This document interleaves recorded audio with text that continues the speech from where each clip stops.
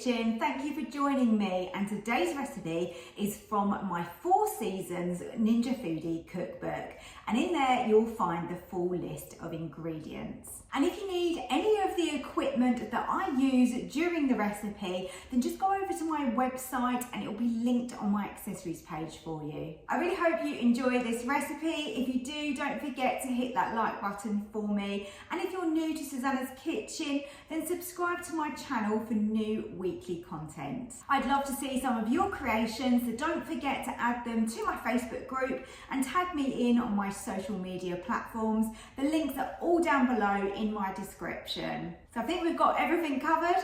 Let's start cooking. Spotted dick is a real classic and so good when it's served with some custard. So we're making this today. So I'm going to start off getting all the ingredients into my bowl, and it is very easy to make. So I'm starting off here with self-raising flour. Now we need shredded suet in this.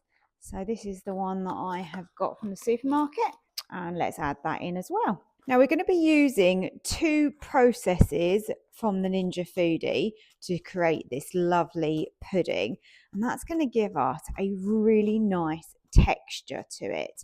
And I think with a pudding, the texture is so important. Next up, we've got currants. Measure your currants in. I'm going to be using caster sugar in this recipe. Tiny bit more. There you go.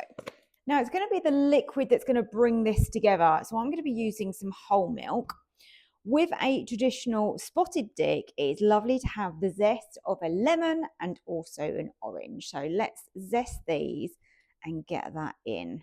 Got some really beautiful vanilla custard to serve with this. It just makes such a lovely pudding on a cold day. Really super delicious. Now, traditional methods would always be to completely steam a spotted dick, and that takes time, it really does. But we're going to use a Ninja and have the best of both worlds. So we're going to steam it for a short amount of time, but then we're also going to put it under pressure. And by doing that, we're just speeding that process up so that it isn't going to take us as long to make. But it just means that we get a good texture still. So I probably don't need the zest of all of a whole big orange like this. I'd say it depends on the size of your orange really, but probably around half of this is going to be enough for this size pudding. So all I'm going to do is give these dry ingredients a little mix just to distribute everything through. And then let's start getting our liquid in. As I said, it's whole milk that I'm using. And this is going to create our batter. Right, now we've got our milk in. This doesn't come together like a batter. It's more like a dough consistency.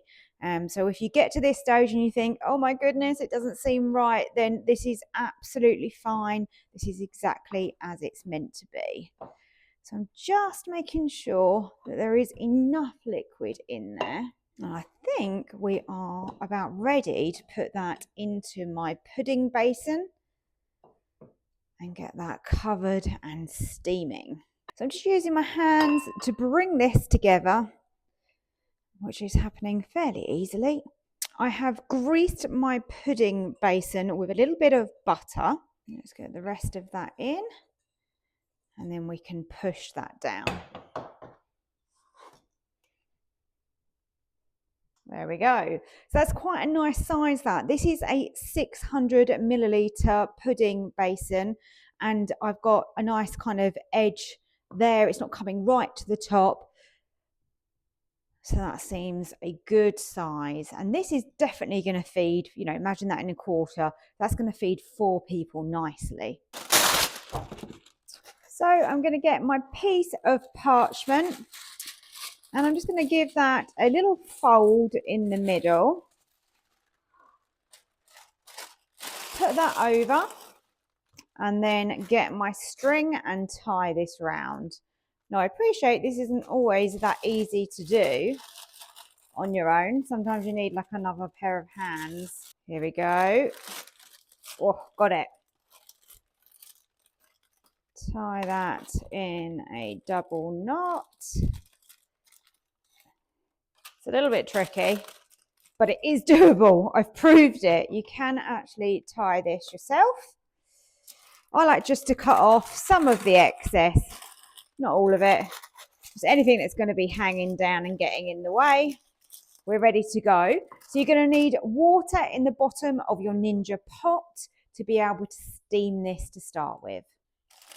I've got my water in the bottom, and then I'm just going to sit this on my rack and lower it in. There we go. Let's get it in. Let's close the lid. If you've not used the steam function before, it's really, really good. There's no temperature or anything to it. You just literally put it onto steam. You select the amount of minutes you need and you press start. So we are almost at the end of steaming. And I've been checking it just to make sure that I got the quantities right with the liquid. And it has been perfect because we've still got liquid in the bottom. Had the lid closed the whole time.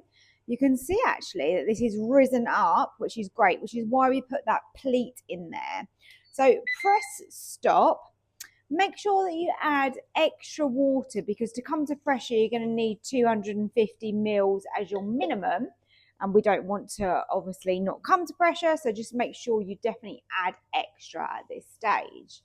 And then straight away, we can close the lid. Make sure your pressure valve is on seal. We can slide over to pressure cook.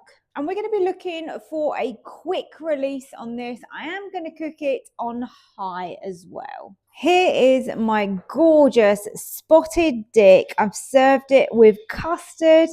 Here's a portion ready to go. So moist and delicious. I hope you've enjoyed the recipe.